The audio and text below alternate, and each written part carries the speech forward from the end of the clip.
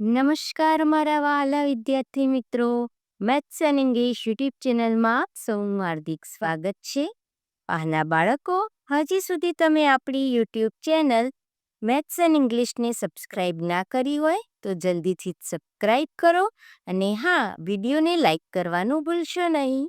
બાળકો, આજે આપણે ધોરણ 5 અંગ્રેજી વિષયમાં યુનિટ 1માં પ્રશ્ન નંબર 12 અને 13નું સ્વાધ્યાય પોથીમાં સોલ્યુશન કરીશું અને ત્યારબાદ લેટ્સ લર્ન મોરની એક્ટિવિટીનું પણ સોલ્યુશન કરીશું. પ્રશ્ન 12. આપેલા વાક્યોને પ્રશ્નાર્થ વાક્યોમાં ફેરવીને લખો અને તેના યસ અને નોમાં ઉત્તર લખો. Examples: 1. There is a cat on the chair. હવે આ વાક્યનું આપણે પ્રશ્નાર્થ વાક્ય બનાવવાનું છે, એટલે ઇઝ આગળ આવશે અને ધેર પાછળ જશે.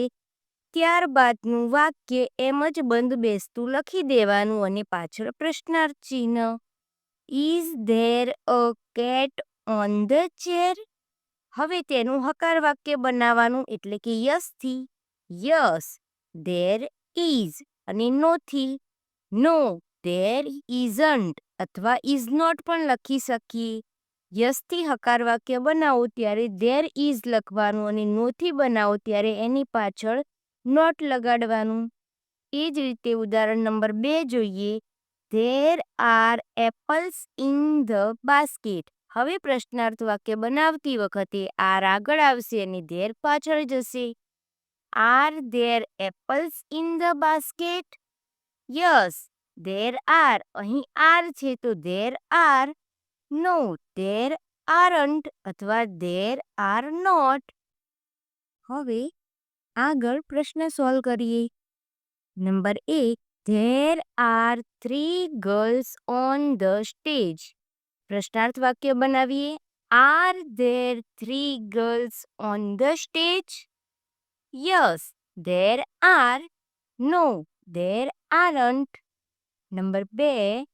There is an umbrella on the bench. Is there an umbrella on the bench? Yes, there is. No, there isn't. Number 3.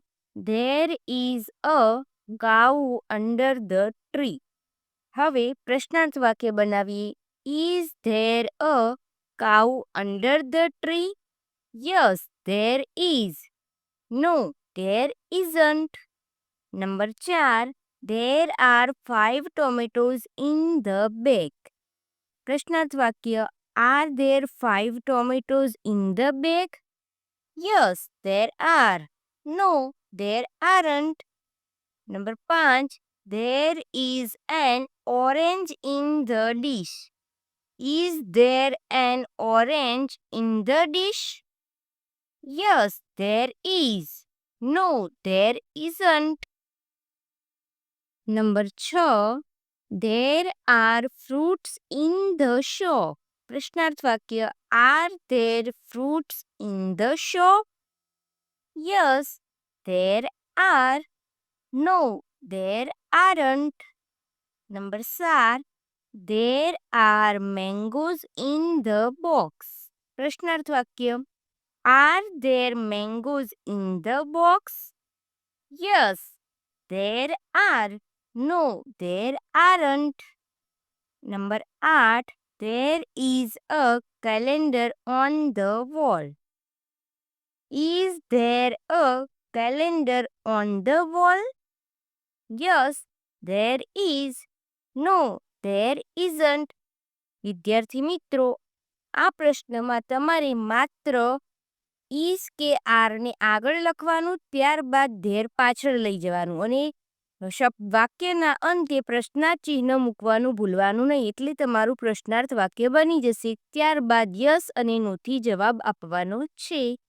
અહીં પ્રશ્ન નંબર 12નું સોલ્યુશન પૂર્ણ થાય છે. હવે પ્રશ્ન નંબર 13 જોઈશું. પ્રશ્ન નંબર 13. માય ફ્રેન્ડ પર 5 થી 7 વાક્યો લખો. અહીં તમારે તમારા મિત્ર માટે 5 થી 7 વાક્યમાં એસે લખવાનો છે. માય ફ્રેન્ડ મારો મિત્ર. Mahi is my friend. અહીં માહીની જગ્યાએ તમે તમારા મિત્રનું નામ લખશો. She is 10 years old. અહીં માહી છોકરી છે તે માટે આપણે સર્વનામ શી યુઝ કર્યું છે. તમારો મિત્ર છોકરો હોય તો અહીંયા હી યુઝ કરવાનું. તે 10 વર્ષની છે.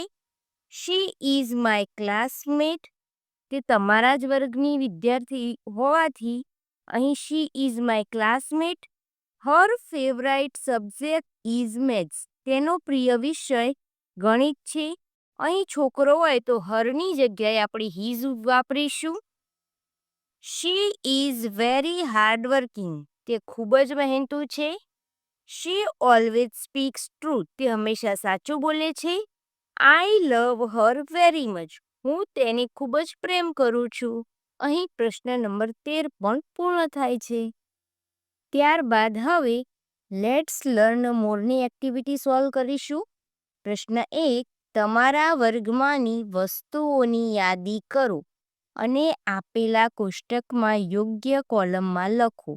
વિદ્યાર્થી મિત્રો, તમારા વર્ગખંડમાં જે વસ્તુઓ છે તેની યાદી કરવાની, પણ કઈ રીતે કે કઈ વસ્તુ એક છે અને કઈ વસ્તુની સંખ્યા ઘણી બધી છે. તો સૌપ્રથમ એક વસ્તુની યાદી જોઈએ તો ટેબલ જે આપણા વર્ગમાં એક હોય છે, ચેર, બ્લેકબોર્ડ, ક્લોક અને ડસ્ટર.